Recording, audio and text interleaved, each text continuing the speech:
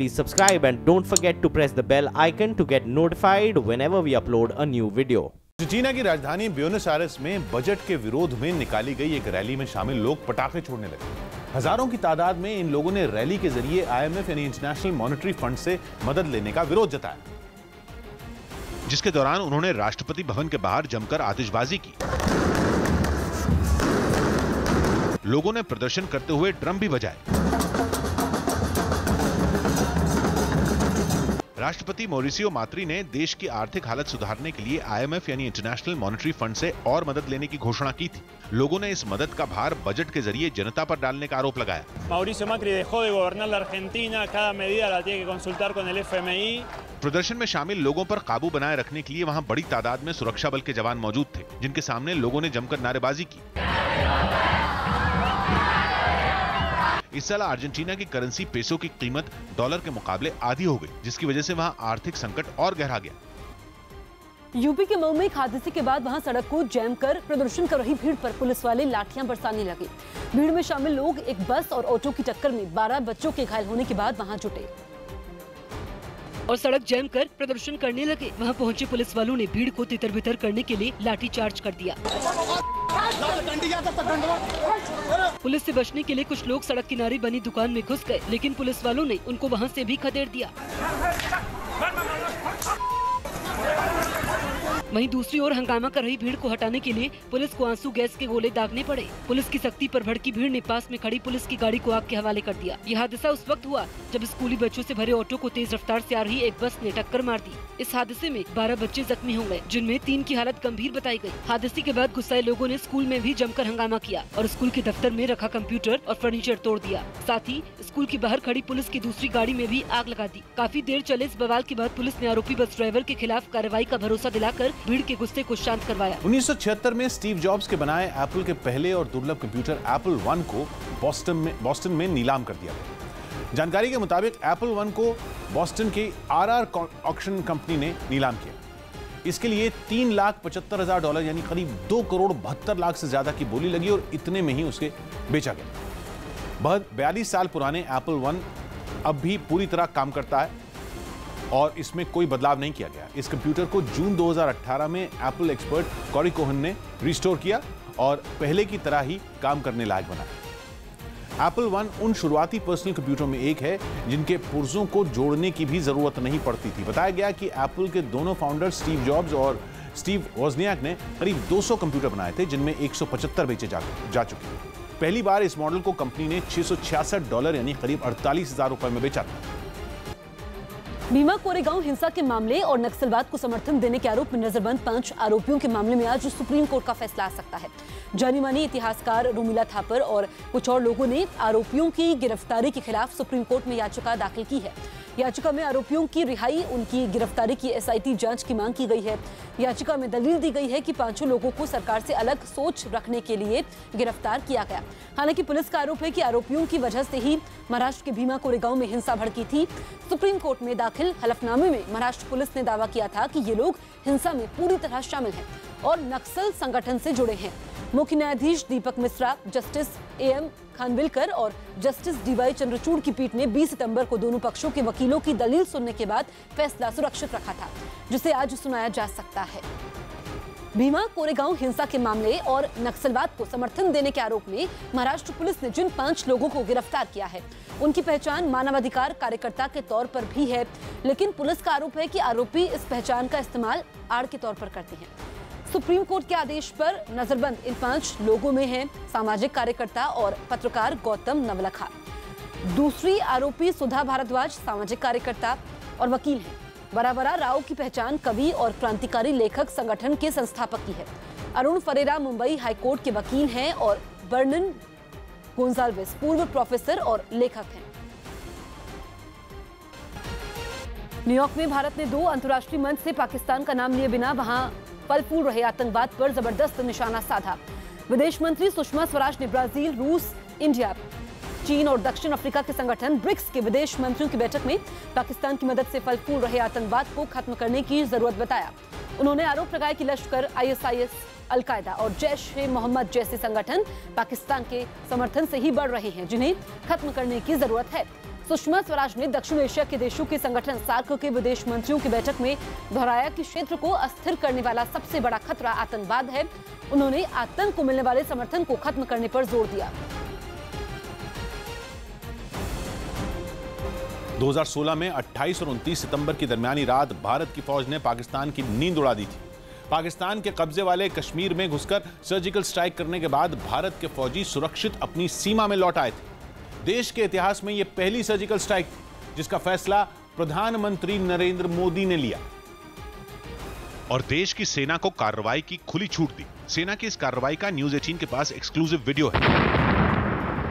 Video में कुछ तस्वीरें धुंधली हैं और कुछ ब्लैक एंड व्हाइट हैं, लेकिन वीडियो से जो सच निकलकर सामने आया वो एकदम साफ है। 2 साल पहले की वो रात पाकिस्तान में बैठे आतंकियों और उनके फौजी दोस्तों के लिए मौत बनकर आई थी। वीडियो में जो चौकियां दिखी वो पाकिस्तान की फौज की थी। वीडियो में जो टेंट दिखे वो पाकिस्तान में पल रहे आतंकियों के थे। यानी जमीन पाकिस्तान के कब्जे वाले कश्मीर की, लड़ाके पाकिस्तानी, लेकिन बरस रहे बम और गोलियां हिंदुस्तानी थे। यह हिंदुस्तान की फौज का पराक्रम था जिसके बूते दिल्ली में बैठी सरकार ने पाकिस्तान को बता दिया कि भारत से पंगा बहुत महंगा पड़ेगा। हम दिखाना चाहते हैं हम सरहद पार भी कर सकते हैं, उनको भारी नुकसान भी पहुंचा सकते हैं और बगैर किसी कैजुअलिटी के वापस भी आ सकते हैं। सेना प्रमुख के तौर पर जनरल सुहाग प्रधानमंत्री नरेंद्र मोदी से मिले, जवाबी कार्रवाई के विकल्प प्रधानमंत्री को सुझाए और पीएम ने सर्जिकल स्ट्राइक के लिए सेना को हरी झंडी दे दी। ये माननीय प्रधानमंत्री जी का बहुत ही बोल्ड डिसीजन था। सर्जिकल स्ट्राइक का एक वीडियो कुछ महीने पहले भी सामने आया था, लेकिन इस बार जो वीडियो न्यूज 18 को मिला उसमें पाकिस्तान में आतंकियों के ठिकाने और उन पर भारत के हमले कहीं ज्यादा साफ दिखाई दिए। लेकिन सर्जिकल स्ट्राइक केवल एक दिन में लिया हुआ फैसला नहीं था, बल्कि फौज की तैयारी लंबे वक्त से थी। 9 जून 2015 को म्यांमार की सीमा में घुसकर सेना ने सर्जिकल स्ट्राइक की थी। ऑपरेशन कामयाब होते ही अगली सर्जिकल स्ट्राइक की तैयारी शुरू हो गई थी। यकीन हो गया था कि अगर कोई मेजर इंसिडेंट देश में होता है या खास करके वेस्टर्न बॉर्डर के ऊपर या JNK के अंदर, तो गवर्नमेंट और देशवासी हमसे उम्मीद करेंगे कि इसी प्रकार की सफल सर्जिकल स्ट्राइक हम पाकिस्तान में भी करें। और उड़ी में हुए आतंकियों के हमले ने सेना को गहरा घाव ही नहीं दिया बल्कि सर्जिकल स्ट्राइक का मौका भी दे दिया, क्योंकि भारत का हर सैनिक पाकिस्तान को उड़ी हमले का जवाब देना चाहता था। खबर मिली आधे घंटे के अंदर मैं उड़ी के लिए निकल पड़ा था।